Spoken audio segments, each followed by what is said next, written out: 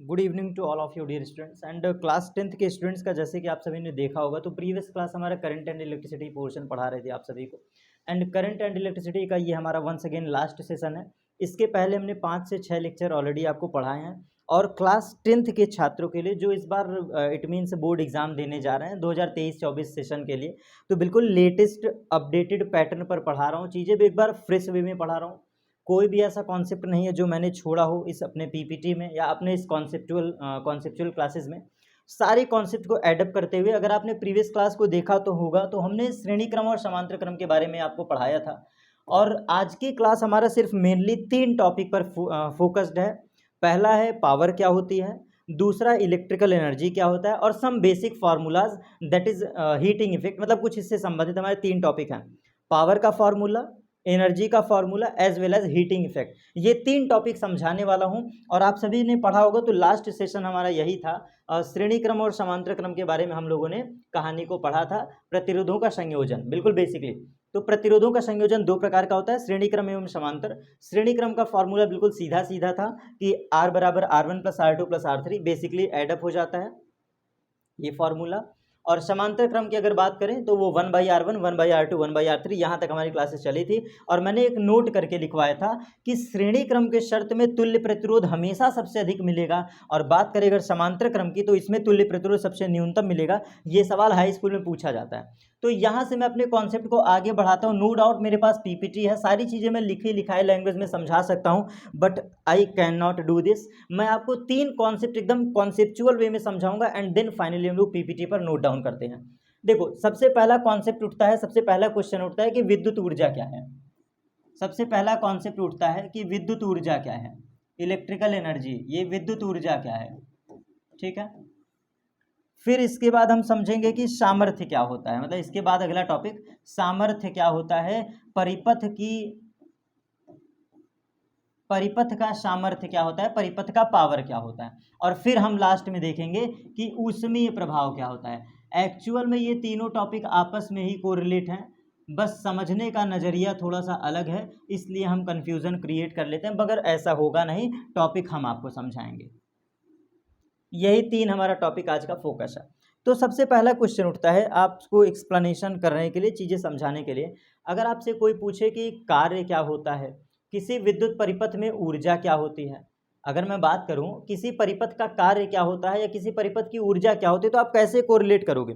तो फिजिक्स एक लाइन कहती है कि ऑलवेज जो अमाउंट ऑफ वर्क डन होता है यही कंजर्व हो जाता है in the form of energy. It means जो हमारा कृत कार्य होता है, जो किया गया कार्य होता है, यही ऊर्जा के रूप में संरक्षित हो जाता है, चाहे वो मैकेनिकल एनर्जी हो, चाहे वो इलेक्ट्रिकल एनर्जी हो, या फिर काइनेटिक एनर्जी हो, जो भी एनर्जी आप कह लो, वेव एनर्जी कह लो। अब जो भी एनर्जीज होती हैं, हम एक बेसिक कॉन्सेप्ट लगाते हैं, या तो अमाउंट ऑफ वर्क डन उसमें कन्वर्ट होगा और या फिर ओवरऑल कन्वर्जन ऑफ एनर्जी होता है। तो हमारा मेन टॉपिक है, क्योंकि क्लास 10th के आप छात्र हैं, बहुत ज़्यादा डिटेल में नहीं जाना है, मुझे बहुत डेप्थ में नहीं जाना है, क्योंकि आपको हल्का हल्का समझाना है और आपके लेवल के अकॉर्डिंग। तो विद्युत ऊर्जा क्या होता है, आइए समझाते हैं सर्किट के साथ। मान लो मैंने एक रेजिस्टेंस ये एज्यूम किया, ये हमने एक माना कि बाह्य प्रतिरोध R है, और इसको हमने एक बैटरी से जोड़ दिया। तो जैसे तुम बैटरी से जोड़ते हो तो बैटरी का विभवांतर होता है V, और बैटरी के कनेक्ट होते ही यहाँ पे धारा का प्रवाह होने लगता है। यहाँ पे क्या होने लगता है, धारा का प्रवाह होने लगता है। तो जैसे हमने इस बाह्य प्रतिरोध को, जैसे हमने कैपिटल R को बैटरी से जोड़ा, तो हुआ क्या, धारा का प्रवाह। जब धारा का प्रवाह होता है तो धारा का प्रवाह का मतलब है आवेशों का प्रवाह। आवेश का क्या हो रहा है, प्रवाह हो रहा है। बस यहाँ से आपका डेफिनेशन क्लियर। एक बात बताना, अगर इस परिपथ में धारा बह रही है तो आवेश ही तो बह रहा होगा। अगर इस परिपथ में धारा बह रही है तो इट मीन्स यहाँ पे क्या बह रहा है, आवेश बह रहा है। तो हम इजीली बहुत आसानी से कह पाएंगे कि किसी विद्युत परिपथ के भीतर, किसी विद्युत परिपथ के भीतर 2 बिंदुओं के बीच, या पूरे परिपथ में, जो भी तुम कह लो, दो बिंदुओं के बीच कह लो या फिर पूरे कंप्लीट परिपथ में, संपूर्ण परिपथ में एक बिंदु से दूसरे बिंदु तक आवेशों को ले आने के लिए जितने ऊर्जा की आवश्यक है या जो कार्य हमें करना पड़ता है वही कार्य कहलाती है विद्युत ऊर्जा। नहीं समझ में आया? फिर से समझो। जब हम बैटरी से कनेक्ट करते हैं तो ये आवेश पूरे परिपथ में क्या करने लगता है? फ्लो करने लगता है। जो हमारा आवेश है यही पूरे सर्किट में क्या करने लगता है? फ्लो करने लगता है। ड्यू टू दिस रीजन एक बिंदु से दूसरे बिंदु तक आवेश को ले जाने के लिए हमें क्या करना पड़ता है? कार्य करना पड़ता है। चाहे बाह्य कार्य करो चाहे विभवांतर लगा दो। तो आवेशों को विद्युत परिपथ के भीतर एक बिंदु से दूसरे बिंदु तक ले आने अथवा ले जाने में जितने कृत कार्य की आवश्यकता होती है वही हमारा होता है क्या? विद्युत ऊर्जा। कृत कार्य का भी सेम डेफिनेशन है और ऊर्जा की भी सेम डेफिनेशन है। तो इस पॉइंट को कोरिलेट करने के लिए हम एक काम करते हैं। कृत कार्य के बारे में पढ़ा रहा हूँ, ऊर्जा के बारे में, तो इन टॉपिक्स को थोड़ा सा हटा देते हैं। सामर्थ्य के बारे में हम आपको नहीं पढ़ा रहे हैं, हम आपको पढ़ा रहे हैं कृत कार्य के बारे में, ऊर्जा के बारे में। इलेक्ट्रिकल एनर्जी क्या है? तो इन शॉर्ट आप समझ लो, आवेश को परिपथ के भीतर एक बिंदु से दूसरे बिंदु तक, एक बिंदु से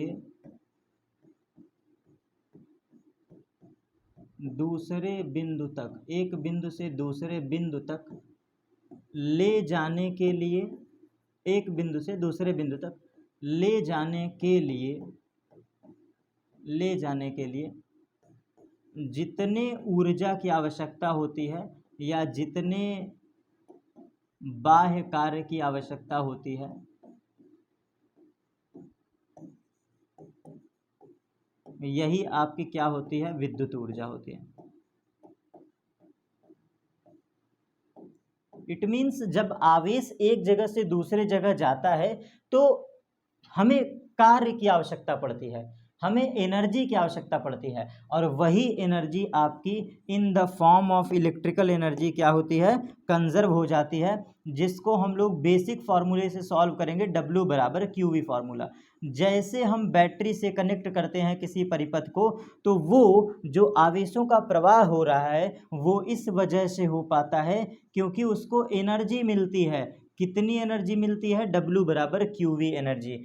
Q है आवेश और V है वोल्टेज, बैटरी का विभवांतर है। तो बेसिकली यहाँ से हमको इतना समझ में आया कि एनर्जी U बराबर W बराबर पहला फार्मूला होगा Q इंटू V, ये बेसिक फार्मूला है। इससे 3 फार्मूला हम निकालेंगे।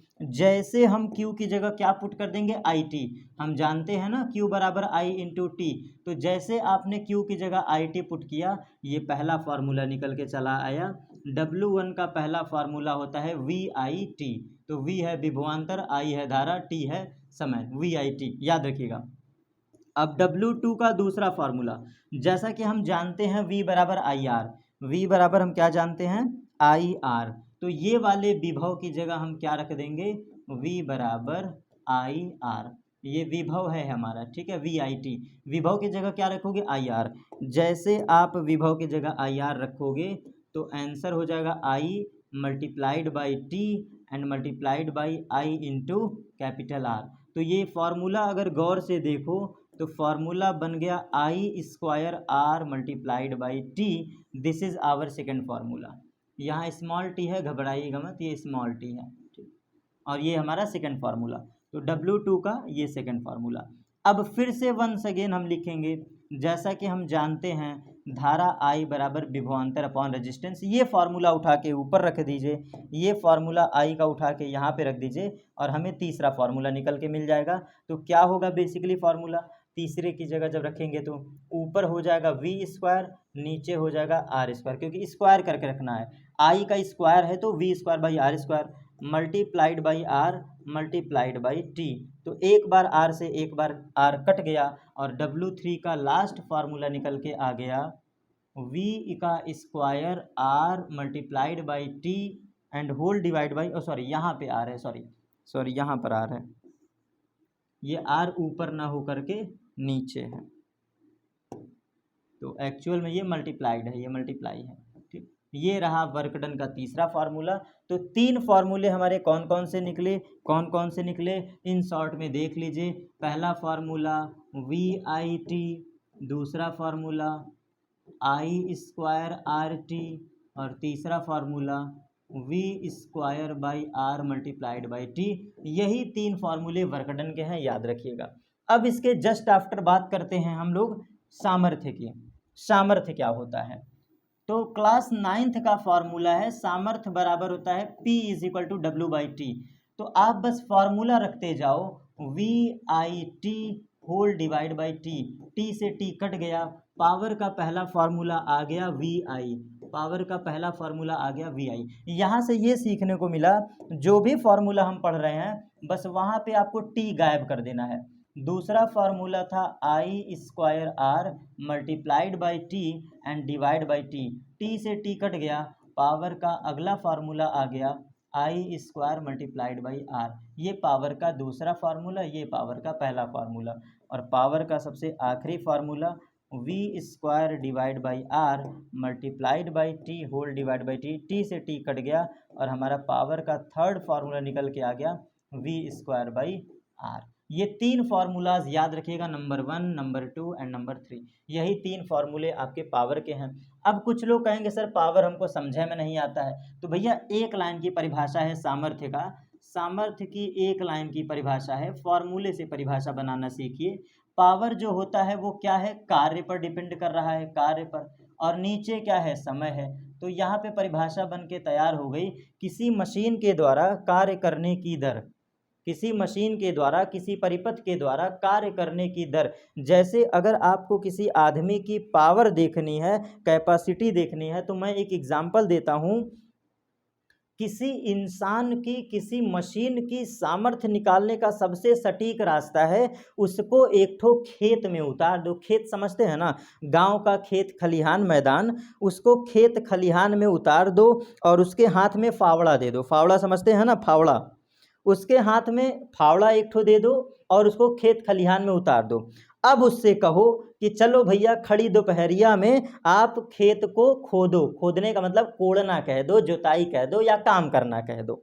तो अगर किसी की पावर आपको डिफाइन करना है तो ऐसे समझो कि कौन आदमी कितना लंबे समय तक कार्य करेगा और जो उस खेत में सबसे लंबे समय तक जुताई करेगा वही पावरफुल माना जाएगा। कहने का मतलब 5-10 ठो आदमी गांव का पकड़ लो, सबके हाथ में एक एक ठो फावड़ा पकड़ा दो, और आपको अगर किसी की कैपेसिटी चेक करनी है, पावर चेक करनी है, तो आप ये कह दो कि चल भैया अब शुरू करो खेत खोदना, जो सबसे लंबे समय तक खेत खोदता रहेगा उसी का पावर सबसे ज़्यादा है। मतलब अगर मैं फिजिक्स के वे में कहूँ, फिजिक्स के वे में, तो मैं नहीं कहता बेटा, डेरिवेशन फॉर्मूला कहता है पावर का फॉर्मूला है W/T। तो किसी आदमी के कार्य करने की दर, कार्य करने की दर क्या होती है? सामर्थ्य होती है। तो ऊपर लिखा है कार्य और नीचे समय से भाग है, तो कार्य करने की दर, किसी व्यक्ति का, किसी मशीन का कार्य करने की दर जो है, कार्य करने की दर ही क्या कहलाती है? उस मशीन की, उस व्यक्ति की, उस परिपथ की सामर्थ्य कहलाती है। और सामर्थ्य का फॉर्मूला होता है W/T। मैंने फिजिक्स में एक बार नहीं 1000 बार बोला है कि फिजिक्स के किसी भी फॉर्मूले में अगर भाग में T आए तो उसको दर पढ़ते हैं। तो ये 3 फॉर्मूला मैं एकदम डिटेल वे में, बेसिक वे में पढ़ा रहा हूँ। कैसे हम समझेंगे? अगर कोई आपसे बोले कि विद्युत ऊर्जा क्या होगा, तो मुझे एक बात बताओ, विद्युत ऊर्जा क्या होती है? तो आप कहोगे हमने पढ़ा था विभव विभवांतर में, किसी आवेश को एक बिंदु से दूसरे बिंदु तक ले आने अथवा ले जाने में किया गया कार्य ही उन दो बिंदुओं के बीच का विभवांतर कहलाता है। तो वही कॉन्सेप्ट, सेम वही कॉन्सेप्ट, परिपथ के भीतर आवेश क्यों चलेगा? पहली चीज, परिपथ के भीतर आवेश क्यों खुद से चलेगा? आवेश खुद से कभी नहीं चलता, आवेश को हमें जबरदस्ती चलवाना पड़ता है। तो जब आवेश को हम जबरदस्ती चलवाएंगे परिपथ में एक बिंदु से दूसरे बिंदु तक, तो कार्य करना पड़ेगा ना, हमें ऊर्जा चाहिए होगी ना। अगर मैं आपके सर पे कुछ बोझा ढो दूं और उसके रख दूं और कहूं कि चलो बोझा ढो, तो तुम्हारे शरीर में एनर्जी होना चाहिए ना, तभी तो ढोगे। पता चले तुम हॉस्पिटल में हो और हम तुम्हारे सर पे बोझा लाद दें और अब कहें कि चल भैया अब बोझा लाद के चलो ढो, तो तुम खुद ही बीमार हो, तुम्हारी एनर्जी है ही नहीं, तो कहाँ से ढोओगे। तो सेम सारी कहानी कुछ ऐसा ही है कि अगर परिपथ में आवेश चलता है, किसी परिपथ में, किसी विद्युत यंत्र में अगर आवेश एक जगह से दूसरे जगह जाता है, आवेशों का प्रवाह होता है, धारा का प्रवाह होता है, तो ये सिर्फ और सिर्फ तभी संभव है जब उसको एनर्जी मिले। तो परिभाषा कहती है किसी विद्युत परिपथ के भीतर आवेश को संपूर्ण परिपथ में एक बिंदु से दूसरे बिंदु तक ले आने अथवा ले जाने में जितने ऊर्जा की आवश्यकता होती है, that is the work done of the circuit, that is the कृत कार्य, दैट इज द विद्युत ऊर्जा ऑफ परिपथ। एकदम सिंपल वे में तो विद्युत ऊर्जा डिपेंड करती है, सीधा सीधा फार्मूला W बराबर QV और V बराबर IT रख दो तो पहला फार्मूला, और सॉरी Q बराबर IT रख दो तो पहला फार्मूला। फिर बेसिकली हमने एक शॉर्ट वे में आपको चीज़ें समराइज कर दिया। ये था फार्मूला W बराबर QV, Q की जगह IT रखो तो VIT, ये रहा VIT पहला फार्मूला। फिर V बराबर IR रख दो तो ये दूसरा फार्मूला, और I की जगह पे V/R रख दो तो ये तीसरा फार्मूला। तो कृतकार्य की कहानी क्लियर। और जिस बच्चे को कृतकार्य समझ में आ गया तो यहाँ पे एक ट्रिक लिख लो, यहाँ पे एक ट्रिक लिख लो। क्या है वो ट्रिक? बहुत इजी ट्रिक है। कार्य के फॉर्मूले में, कार्य के फॉर्मूले में, कार्य के फॉर्मूले में से समय t को, समय t, कार्य के फॉर्मूले में से समय t को गायब कर देने पर, गायब मतलब हटा दो, गायब कर देने पर पावर का फॉर्मूला मिल जाता है, पावर का फॉर्मूला मिल जाता है। तो वो राज की बात सिर्फ इतना है कि वर्कडन में देखो क्या आ रहा है, वर्कडन में देखो VIT आ रहा है कि नहीं, VIT। वर्कडन में देखो क्या आ रहा है, V²/R इंटू टी, और यहाँ पे देखो क्या आ रहा है, I²R इंटू टी। तो बस टी को गायब कर दो, समय को क्या कर दो, गायब कर दो। देखो मैंने समय को गायब कर दिया, VI, समय को मैंने गायब कर दिया, ये देखो, तो पावर का फॉर्मूला। अब सबसे आखिरी टॉपिक, हीटिंग इफेक्ट क्या होता है, हीटिंग इफेक्ट ऑफ वायर क्या होता है, इसके बारे में समझ लेते हैं। हीटिंग इफेक्ट ऑफ वायर, और ये पूरे फिजिक्स का सबसे आखिरी टॉपिक है, हीटिंग इफेक्ट ऑफ वायर। किसी चालक तार का ऊष्मीय प्रभाव क्या होता है, किसी धारावाही चालक तार में जब आवेशों का प्रवाह होता है या जब कभी किसी तार में धारा बहती है तो ऊष्मीय प्रभाव क्या होता है, हीटिंग इफेक्ट क्या होता है। तो पहले आपके लैंग्वेज में समझो, देसी एवं ठेठ लैंग्वेज जिसको आप समझते हो। आपने बचपन में देखा होगा कि जब हम कभी हीटर चलाते हैं, जब हम कभी प्रेस करते हैं, प्रेस, कपड़ा प्रेस करते हैं, तो जब आप उसके प्लग को टच करते हो या प्रेस के तार को टच करते हो तो तार क्या हो जाता है, गर्म हो जाता है, तार क्या हो जाता है, गर्म हो जाता है, और इसी को कहा जाता है हीटिंग इफेक्ट। बस आपके आसान लैंग्वेज में समझो, कोई भी ऐसी मशीन, कोई भी ऐसा तार जहां पर धारा यदि बहे और वो तार फाइनली क्या हो जाए, गर्म हो जाए, तार का गर्म होना ही क्या है भैया, ऊष्मीय प्रभाव है। तो आसान लैंग्वेज कहती है, बिल्कुल मामूली सी परिभाषा कहती है कि जब किसी चालक तार में धारा का लगातार प्रवाह होता है तो प्रवाहित होने वाले आवेश, प्रवाहित होने वाले आवेश तार के पदार्थ से, तार के कणों से, इलेक्ट्रॉन से, नाभिक से लगातार टक्कर करते हैं, और टक्कर करने की वजह से तार गर्म हो जाता है, और इस पूरी घटना को हम कहते हैं तार का ऊष्मीय प्रभाव। चलिए देखिए, जब किसी तार में धारा का प्रवाह होता है तो एक्चुअल में वो किसका प्रवाह है, इलेक्ट्रॉन का प्रवाह है। वो किसका प्रवाह है, इलेक्ट्रॉन का। तो जब ये इलेक्ट्रॉन चलते हैं तार के भीतर तो इलेक्ट्रॉन इलेक्ट्रॉन में भी टक्कर हो जाती है, इलेक्ट्रॉन और प्रोटॉन में भी टक्कर हो जाती है, इलेक्ट्रॉन और तार के पदार्थ में भी। तो कहने का मतलब इलेक्ट्रॉन इलेक्ट्रॉन में टक्कर होता है, इलेक्ट्रॉन और नाभिक में टक्कर होता है, इलेक्ट्रॉन और पदार्थ में टक्कर होता है। तो इन सभी टक्करों की वजह से तार हमारा क्या हो जाता है, गर्म हो जाता है। और जब धारा के प्रवाह से तार गर्म हो जाए तो इसी इफेक्ट को कहते हैं हीटिंग इफेक्ट ऑफ वायर। किसी चालक तार में धारा के प्रवाह होने से यदि कुछ ऊष्मा उत्सर्जित हो या तार गर्म हो जाए तो वो हमारा कहलाता है हीटिंग इफेक्ट ऑफ वायर। और इसके लिए एक फार्मूला आपको बताना चाहेंगे, इसके लिए हम आपको एक फार्मूला बताना चाहेंगे जो पूरे टॉपिक को लयबद्धता के साथ बांध देगा, मतलब फीलिंग वाले कॉन्सेप्ट के साथ बांध देगा। आइए उस कॉन्सेप्ट को भी देख लेते हैं। क्लास 10th के बच्चों को तो एक फार्मूला ये रटना पड़ेगा, क्योंकि इंटर के बच्चे होते तो वो समझदार होते हैं, इसलिए आप याद करिएगा। फिजिक्स कहती है, बहुत ध्यान से देखिएगा, फिजिक्स कहती है कि जो कृत कार्य है, कृत कार्य और ऊर्जा, कृत कार्य और ऊर्जा आपस में क्या होते हैं, बराबर होते हैं। किया गया कार्य और ऊर्जा ये आपस में क्या होते हैं, बराबर होते हैं। तो मुझे एक बात बताना, कार्य का मात्रक क्या होता है, कार्य का मात्रक होता है जूल। आपको हमेशा याद होना चाहिए, कार्य का मात्रक होता है जूल। और ऊर्जा की बात करें तो यही ऊर्जा जब व्यय होती है, यही ऊर्जा जब व्यय होती है तार में तो ये रूप ले लेती है ऊष्मा का हीटिंग इफेक्ट। कृत कार्य ही ऊर्जा है, ऊर्जा ही ऊष्मा है, और ऊष्मा का मात्रक होता है कैलोरी, ऊष्मा का मात्रक होता है कैलोरी। बहुत ध्यान समझिएगा, बहुत ध्यान समझिएगा। फिजिक्स कहती है किया गया कार्य ही क्या होगा, ऊर्जा होगा। और मैं कहता हूँ जब किसी तार में धारा प्रवाह होती है ना तो कुछ ऊर्जा व्यय हो जाती है, रिलीज हो जाती है हमारे सराउंडिंग में।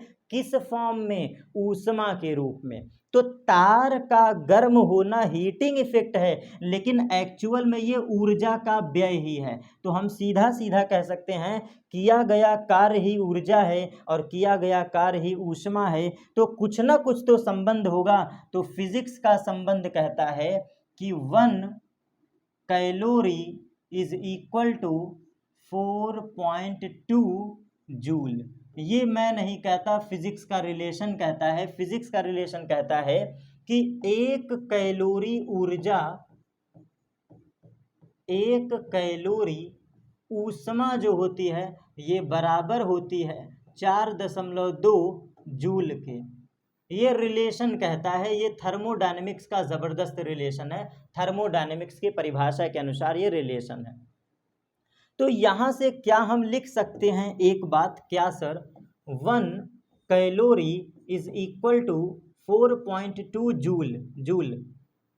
तो आप मुझे बताना सर, हम ये बात लिख सकते हैं क्या, 1 joule is equal to 1/4.2 calorie लिख सकते हैं ना। 1 जूल इज इक्वल टू, अब यही रिलेशन बस उठा करके सभी कृत कार्य में मल्टीप्लाई कर दो तो हीटिंग इफेक्ट का फॉर्मूला आ जाएगा। सर कैसे, थोड़ा फील नहीं आया, तो देखिए फील वाला कॉन्सेप्ट ये था। अगर हमें कार्य का फॉर्मूला पता है, कार्य का फॉर्मूला हमें पता है ना, W1, W2 और W3, हमें कार्य का फॉर्मूला पता है। और जो कृत कार्य का फॉर्मूला है वही एनर्जी का फॉर्मूला है, मिला लो।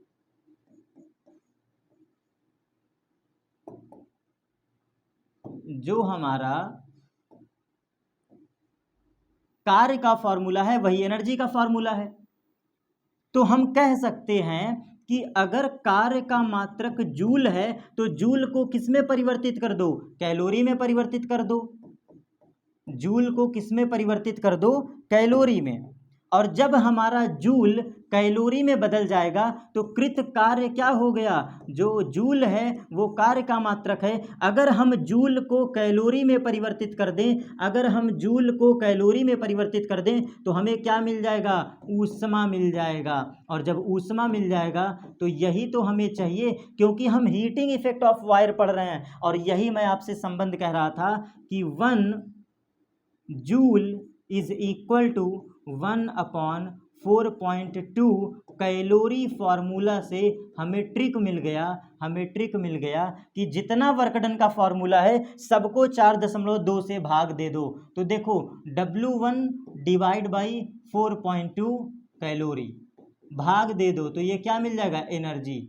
Same as it is W2 divide by 4.2 ये मिल जाएगा कैलोरी। तो अभी इसका भी ट्रिक आपको समझ में आ जाएगा। W3 डिवाइड बाई 4.2 बगल में कैलोरी।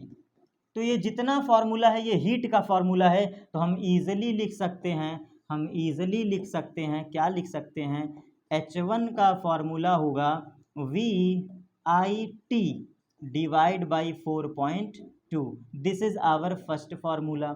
हीटिंग इफेक्ट का दूसरा फार्मूला बेसिकली हम लोग बना सकते हैं I² and multiplied by T whole divide by 4.2, और ये है हमारा second formula, equation number second. और सबसे आखिरी फार्मूला, सबसे लास्ट फार्मूला हीटिंग इफेक्ट का, तो ये हमारा होगा V² divide by R multiplied by T and whole divide by 4.2। तो ये तीन फार्मूले जो H में मैंने लिखा है, इन पॉइंट्स को याद रखिएगा। इस मतलब ओवरऑल इस डेफिनेशन में तीन बातों का बहुत बेसिक कोरिलेशन है, सर कैसे कोरिलेशन है, तो मुद्दे को जरा समझिए, मेन मुद्दे को समझिए। कृत कार्य ही ऊर्जा है। आवेश को एक जगह से दूसरे जगह तक ले जाने में जो कार्य करना पड़ेगा वही ऊर्जा है, वही विद्युत ऊर्जा है। तो दो टॉपिक तो बन गया। अब ऊर्जा को अगर समय से भाग दे दे तो हमारा क्या आ जाएगा, सामर्थ्य आ जाएगा। तो यही रीजन था कि जब हम पावर की बात कर रहे थे ये तीन फॉर्मूले में, तो सामर्थ्य क्या है, कार्य को समय से भाग दे दो, और कार्य को समय से भाग दोगे तो पावर आ गया। और तीसरा कॉन्सेप्ट कहता है कि अगर कृत कार्य ऊष्मा में परिवर्तित हो रहा है, अगर हमारा किया गया कार्य ऊर्जा के रूप में व्यय हो रहा है, तो वही तो हीटिंग इफेक्ट है भाई। ऊष्मीय प्रभाव क्या है, किसी चालक तार का ऊष्मीय प्रभाव क्या है, तो ऊष्मीय प्रभाव यही तो कहता है कि जब किसी तार में धारा का प्रवाह होगा तो तार गर्म होती है, ऊर्जा का ह्रास होता है, और तार हमारा क्या होता है, हीट रिलीज करता है। तो वो हीट कहां से आएगा, रिलेशन कहां से आएगा, तो वही फॉर्मूला मैंने बताया है कि थर्मोडायनेमिक कहती है, ऊष्मा गतिकी का नियम कहता है कि जूल है कार्य और ऊष्मा है कैलोरी, इनमें संबंध होता है। क्या होता है संबंध, 1 कैलोरी बराबर 4.2 जूल। तो हम इजीली लिख सकते हैं 1 जूल जो कार्य होगा ये सदैव बराबर होगा 1/4.2 कैलोरी के। और इसी फॉर्मूले का यूज करके हमने सभी को भाग दे दिया, क्योंकि जूल तो हमें पता है, जूल हमें भर भर के पता है। सर कैसे, W1 W2 W3। तो ये देखो W1 का फार्मूला जूल में होता है, 4.2 से भाग दे दो। W2 हमारा जूल में होता है, 4.2 से भाग दे दो। और हमारा W3 क्या होता है, जूल में होता है, 4.2 से भाग दे दो। तो ये ट्रिक है हीट निकालते समय, ये ट्रिक याद कर लो। हीट निकालते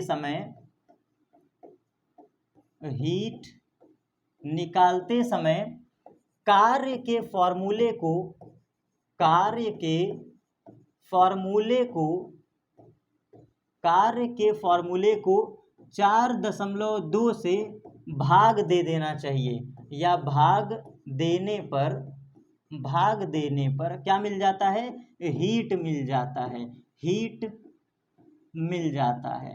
ठीक, तो ये छोटा सा ट्रिक आपके लिए याद करने के लिए बड़ा बेहतर रहेगा। 1 जूल बराबर होता है 4.2 कैलोरी, ये देख लीजिए रिलेशन। लास्ट टाइम सबसे आखिरी स्लाइड है, इसीलिए ये पॉइंट मैं कोरिलेट कर रहा हूँ। अब हम यही बातें पीपीटी पर पढ़ने चल रहे हैं, बस एक बार डेफिनेशन देख लीजिए और हमारी आज की क्लास यहाँ पे फाइनली समाप्त।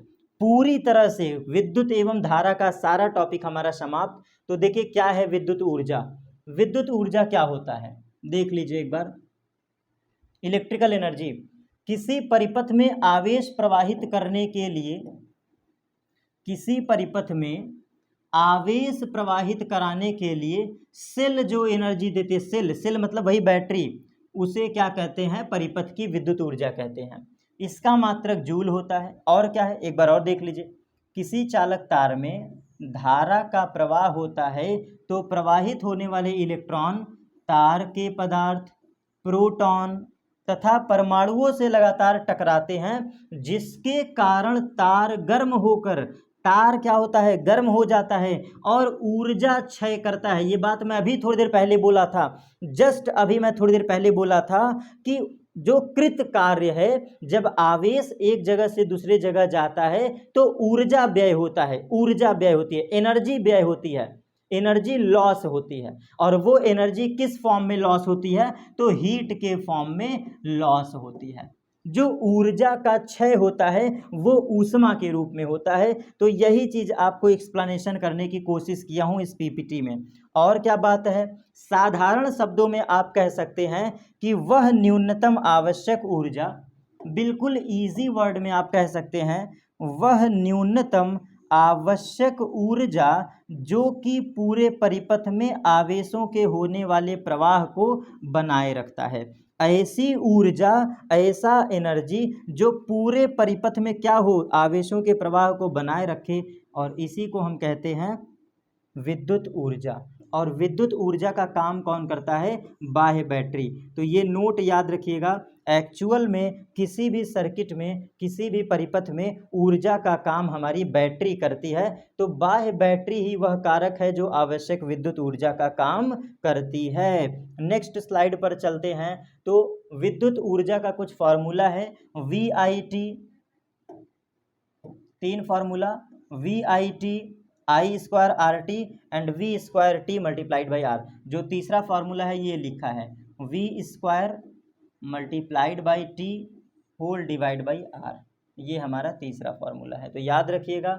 इसके बाद पावर की बात करें तो पावर क्या होता है, किसी मशीन द्वारा, किसी व्यक्ति द्वारा, किसी विद्युत परिपथ के द्वारा ऊर्जा के क्षय होने की दर, ऊर्जा के क्षय होने की दर या कार्य करने की दर हमारी क्या कहलाती है, पावर कहलाती है। पावर का बेसिक फार्मूला क्या है ये देख लीजिए, आपको दिख रहा है। पावर का बेसिक फार्मूला है W/T और इसका मात्रक क्या होता है, जूल प्रति सेकंड।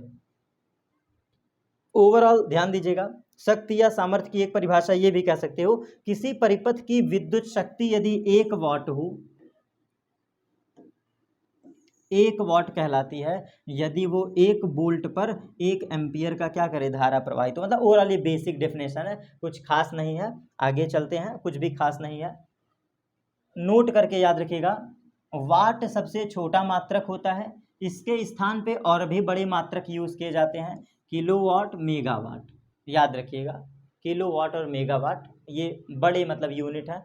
और यांत्रिकी में प्रायः ये आया हुआ क्वेश्चन है कि 1 हॉर्स पावर कितने के बराबर होता है, तो 746 वाट के बराबर होता है, याद रखिएगा। हॉर्स पावर एक्चुअल में यूनिट ऑफ पावर है। हॉर्स पावर नाम से ही क्लियर है, अश्व शक्ति, हॉर्स।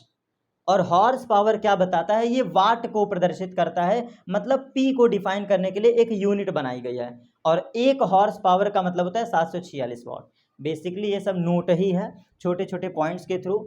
और सामर्थ्य का ये भी फॉर्मूला, किसी मशीन द्वारा, किसी कर्ता के द्वारा कार्य करने की दर, मैंने वही लिखवाया था, कार्य करने की दर। और 3 फार्मूला ये हमारे राइटिंग में है, P = W/T, तो VI I² R and V² R, ये 3 फार्मूला आप याद रखिएगा।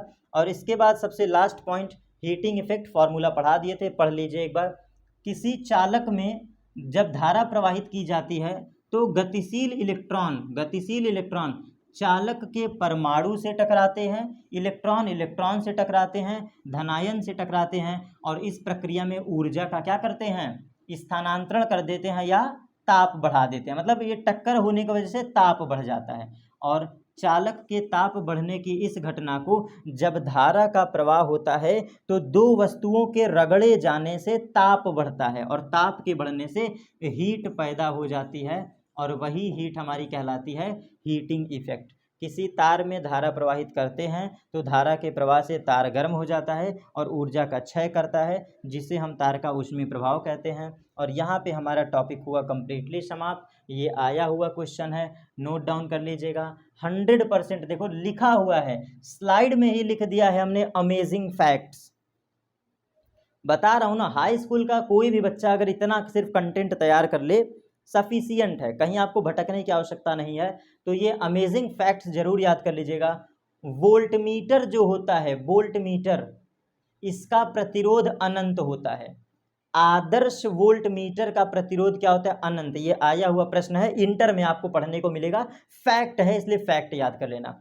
आदर्श अमीटर का प्रतिरोध कितना होता है? शून्य होता है। 2 पॉइंट है, आदर्श वोल्टमीटर का प्रतिरोध अनंत होता है और आदर्श अमीटर का प्रतिरोध शून्य होता है। ये 2 अलग अलग फैक्ट हैं। फिर बात सुनिएगा, जो अमीटर होता है हमारा, अमीटर जिसको एमीटर कहते हो, एमीटर को और गैल्वेनोमीटर को, ये दोनों धारा का मापन करते हैं। आया हुआ प्रश्न है, आपसे क्वेश्चन पूछेगा हाई स्कूल लेवल पे कि अमीटर का कार्य क्या है, वोल्टमीटर का कार्य क्या है। तो याद कर लेना, अमीटर का कार्य और गैल्वेनोमीटर का कार्य होता है धारा का मापन करना और वोल्टमीटर का काम होता है विभव को नापना। नाम से क्लियर है, व से वोल्ट, व से विभव, ठीक है। वोल्ट मीटर विभव का मापन, अमीटर धारा का मापन। इसके बाद ध्यान दीजिएगा, अमीटर सदैव परिपथ के श्रेणी क्रम में जुड़ा रहता है, जबकि वोल्ट मीटर हमेशा प्रतिरोध के समांतर क्रम में जुड़ा होता है। ये बिल्कुल क्लियर कॉन्सेप्ट है।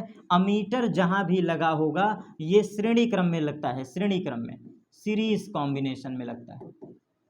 और वोल्टमीटर जहां लगता है ये समांतर क्रम में जोड़ा जाता है। तो ये फैक्ट याद रखिएगा। और इस फैक्ट के बाद सबसे लास्ट स्लाइड भी देख लीजिए, देख के आपको अच्छा लगेगा, द एंड है, ठीक। तो ओवरऑल हमारी कंप्लीट स्लाइड, कंप्लीट क्लास, सारे टॉपिक का पॉइंट ऑफ व्यू सब कुछ क्लियर, रिवीजन करवा चुका हूँ लगभग हर क्लास में। थोड़ा सा रिकैप ले लेते हैं।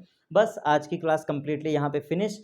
कुछ भी नहीं छोड़ा है हमने, कोई भी फैक्ट हमने नहीं छोड़ा है। हाँ, क्लासेस आपको रेगुलर पढ़ना पड़ेगा। विदाउट क्लास ही आप कह पाएंगे कि मैंने कुछ नहीं पढ़ाया है। अगर आप हमारी क्लासेस नहीं पढ़ रहे हैं तभी आप कह पाओगे कि सर ने कुछ नहीं पढ़ाया है। लेकिन अगर आप रेगुलर पढ़ रहे हैं तो कोई भी टॉपिक हमने छोड़ा नहीं है। बस आज की क्लास इतना ही। नेक्स्ट क्लास हमारा न्यूमेरिकल सेशन, क्लास 10th के बच्चों का भी बेसिक न्यूमेरिकल बिल्कुल लगवाना ज़रूरी है। एनसीईआरटी तो ऐसे ही हो जाएगा, कुछ अच्छे सवाल को भी लेंगे। तो फाइनली नेक्स्ट क्लास हमारा होगा न्यूमेरिकल सेशन का। बहुत जल्दी मिलते हैं क्वेश्चंस के साथ और कुछ इंपॉर्टेंट ऑब्जेक्टिव क्वेश्चंस के साथ। Thanks to all of you.